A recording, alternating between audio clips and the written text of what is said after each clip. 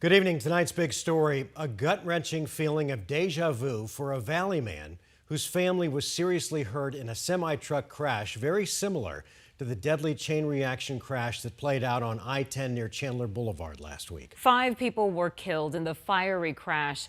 And as families of the victims begin to figure out what is next, that man opens up to Team 12's Michael Doudna about the grueling, emotional, and legal path ahead.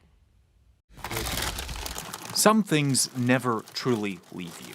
It's all coming back. On Thursday, a fiery crash on the I-10 near Chandler Boulevard brought back memories that John would rather forget. Started with a pattern of outrageously reckless driving by a semi-driver that can be traced back to the Virginia-North Carolina border. See, 23 years ago, it was John's family on the wrong end of a semi-truck crash in North Carolina.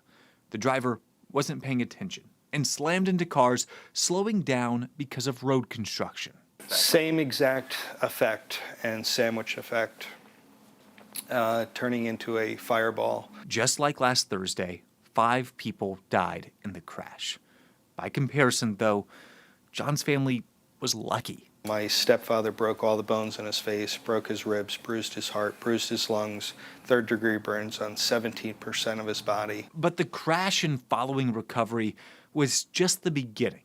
Because while the jurors found the driver guilty, when it was time for the trucking company to pay up, the process dragged out. They will beat you down all the way as they can, far as they can. John remembers the legal battle lasting nearly 5 years as the family relived what happened again and again. They'll just drag this out as long as they can until you are just tired. Attorney Michael Doudna with the Davis Miles law firm says this can be a typical strategy from trucking companies. They can afford to wait, certainly. And often, well, Doudna says opposing attorneys will use depositions to tear down the character or role of the victim. They try to play down the type of family person the driver may have been or the decedent, all things to lessen what they have to pay. Unfortunately, the victims' families from last week's crash may have a similar future.